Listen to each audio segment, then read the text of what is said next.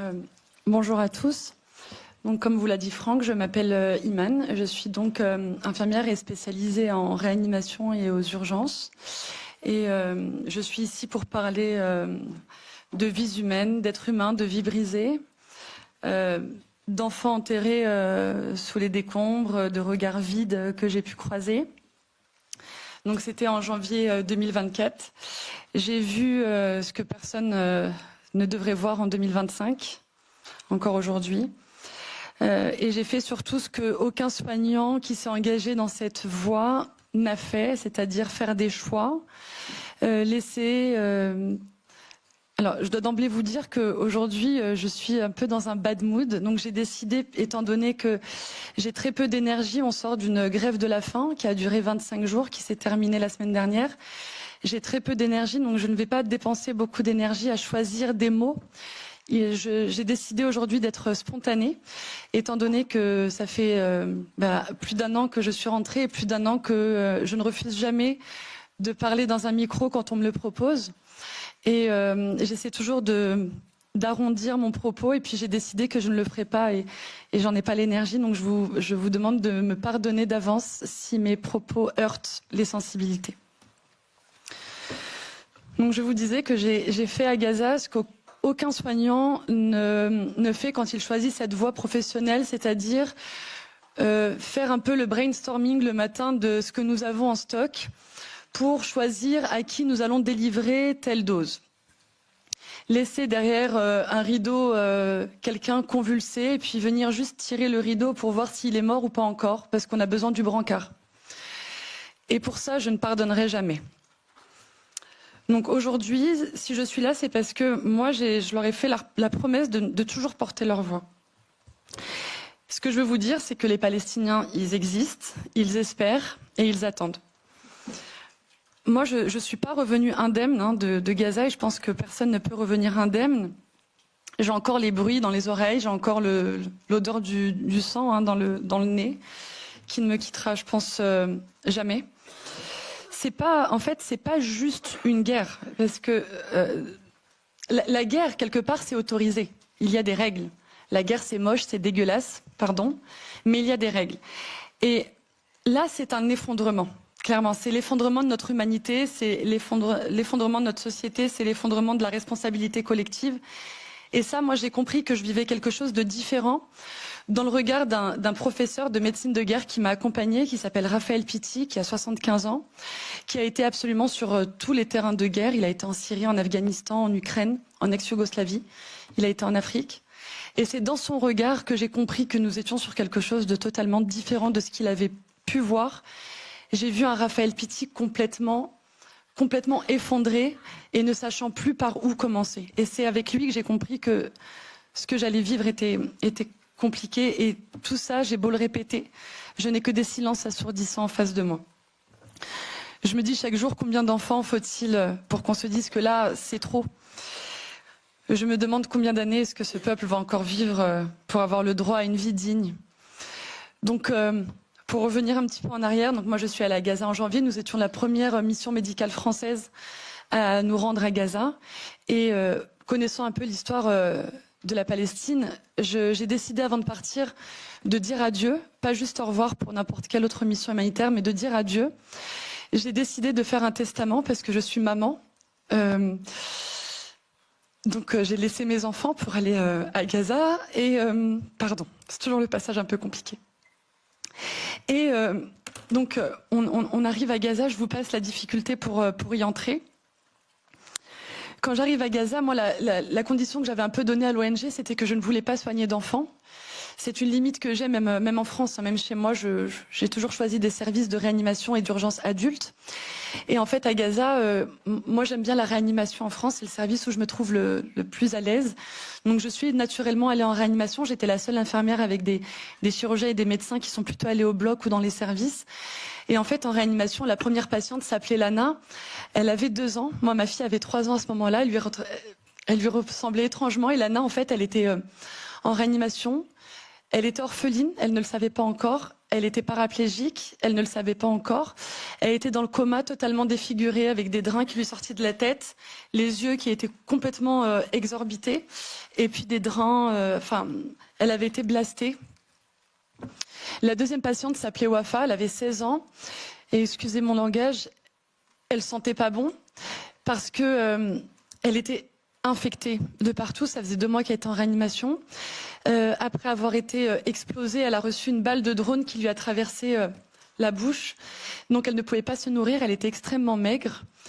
On ne pouvait... Et puis moi, un peu naïvement, j'ai demandé pourquoi on l'alimentait pas par les veines. Dans un petit sourire un peu comprenant mon innocence, à ce moment-là, il me dit on n'a pas. Alors je dis pourquoi on l'alimente pas par une sonde? C'est facile, on fait un trou dans l'estomac, on met la sonde. Mais il me dit on n'a pas de sonde. Alors du coup, en fait, elle était juste hydratée. Et en fait, elle avait les jambes amputées, mais les moignons étaient totalement ouverts du fait de son infection. Elle a réussi à être sortie en Égypte, mais elle est décédée quelques jours après son arrivée en Égypte. Et en fait, les 14 places s'égrènent comme ça. Et puis moi, je me sens tout de suite étouffée et je dis à Head, je lui dis, j'avais demandé à pas travailler avec des enfants et là, il y a que des enfants dans ton service. Et il sourit un peu, il me dit, mais Iman, là, on est en guerre. Il me dit, on cherche pas à mettre les patients à leur place, on cherche juste une place. Si on en a, on est déjà content. Et je me dis à ce moment-là que moi, j'ai travaillé en France, aux urgences, au tout début de mon diplôme, il y a une vingtaine d'années. Et je m'étais dit, aux urgences, si vous y avez déjà été, quand le patient arrive, soit le problème est réglé, il rentre chez lui, soit le patient est hospitalisé.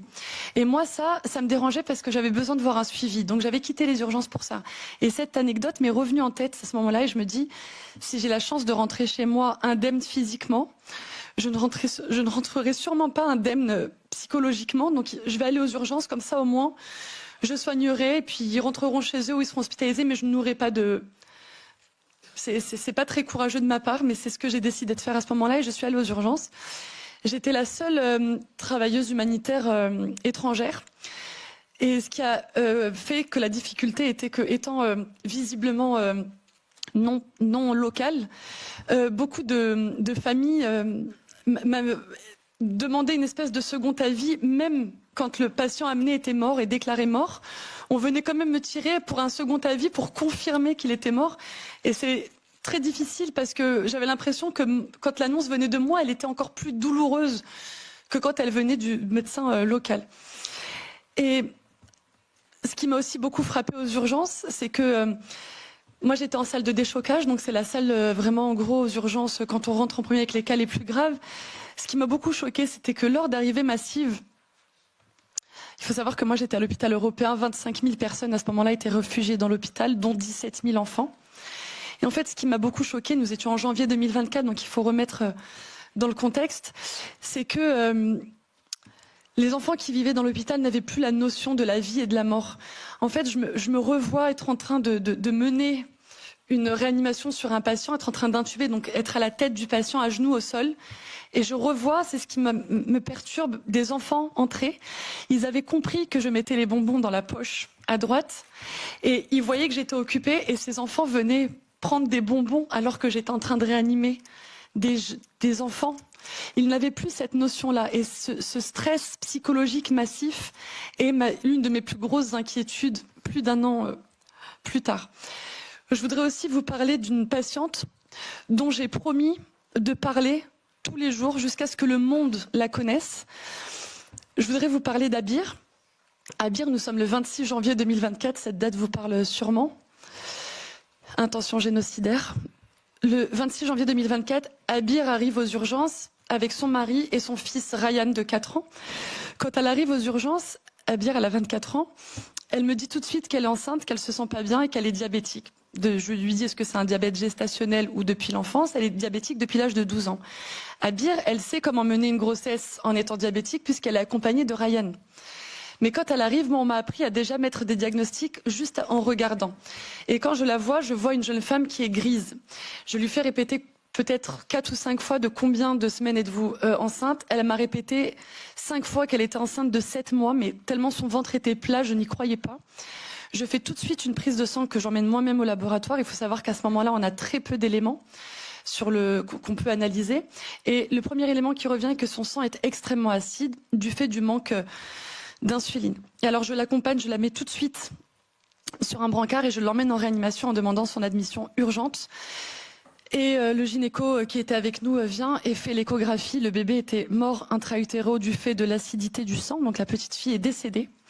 Donc on l'annonce à Abir, on l'annonce à son mari et puis à Ryan. Mais Abir, elle respirait déjà très très mal. Le sang était tellement acide. Mais moi, ça, je sais le faire en France. En France, je sais le faire. Le médecin va me faire une prescription.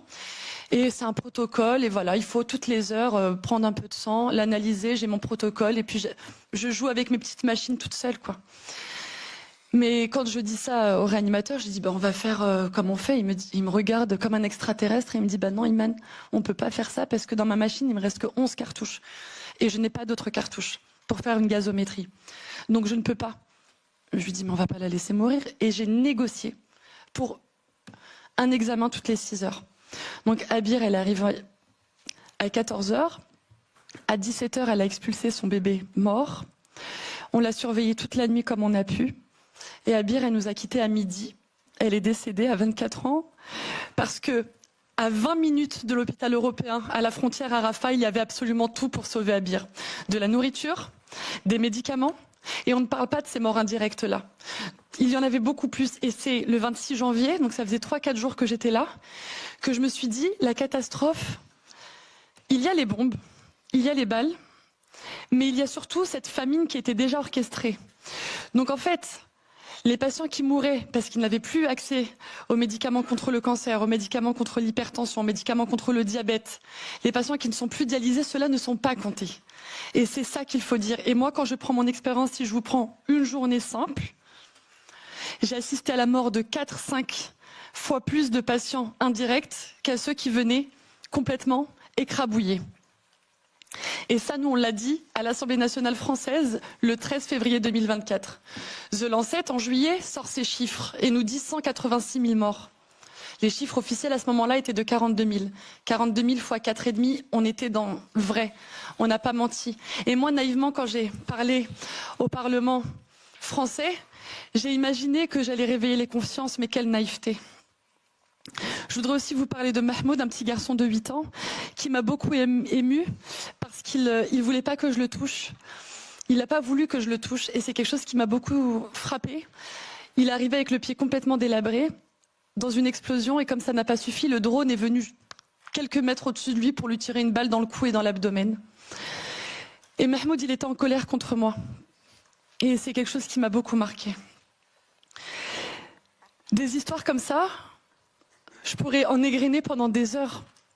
Il m'est déjà arrivé de parler pendant des heures sans pouvoir m'arrêter. Mais les choses ne bougent plus. J'ai utilisé toutes les voies légales. On a utilisé toutes les voies légales jusque la grève de la faim. Et personne ne nous entend. Je ne sais plus quoi faire. Alors je me dis que d'être là aujourd'hui, le Parlement européen a un rôle. L'Europe a une voix. Alors je garde encore un peu d'espoir. Je me dis, ils ont compris que finalement, l'inaction, le silence tue beaucoup plus que les bombes en fait. Je veux que vous reteniez ça. L'inaction compte pour x10, x20 dans ce génocide. Je ne sais même pas comment on peut douter que ce soit un génocide. Moi, je ne vous demande pas aujourd'hui de prendre parti, d'accord ? Je vous demande juste de refuser l'indifférence. Je vous demande de protéger le droit humanitaire. Je vous demande de soutenir les couloirs humanitaires. Pour la petite anecdote, si je peux appeler ça comme ça, j'ai demandé à retourner à Gaza parce qu'il faut savoir que malgré tout ce que je viens de vous dire, et j'ai 38 ans, et je ne me suis jamais sentie aussi bien que 15 jours sous les bombes à Gaza avec ce peuple. Pour la petite anecdote, au mois de décembre dernier, après que Israël m'ait autorisé à entrer, un dimanche, j'ai reçu l'autorisation avec l'ONG, j'avais rendez-vous à la frontière le jeudi suivant, donc 4 jours plus tard. Donc je me suis rendue à Amman, en Jordanie, pour entrer à Gaza. Et à 22 h la veille, ils ont décidé que j'étais finalement persona non grata. C'est le prix à payer pour être là devant vous. Donc je continue de demander un cessez-le-feu et surtout qu'on investisse dans la reconstruction.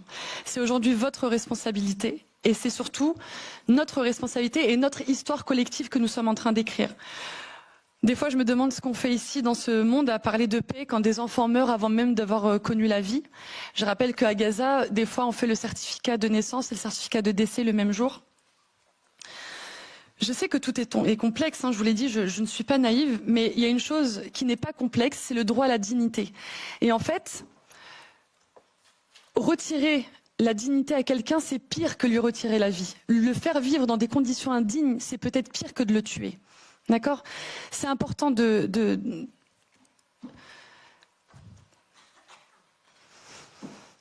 C'est important de noter, excusez-moi, je suis pas quelqu'un d'émotionnel.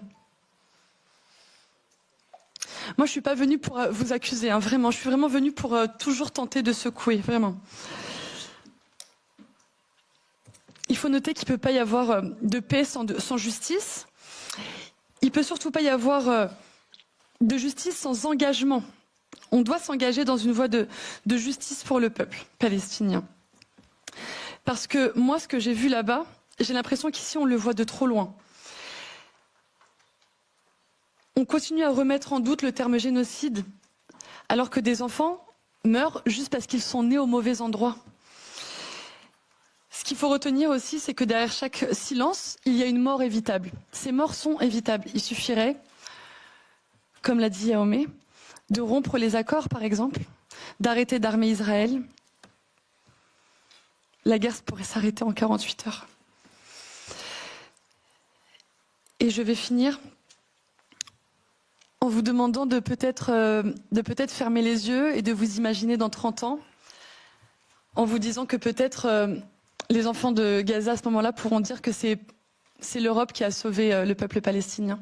Ce serait une belle vue. Merci.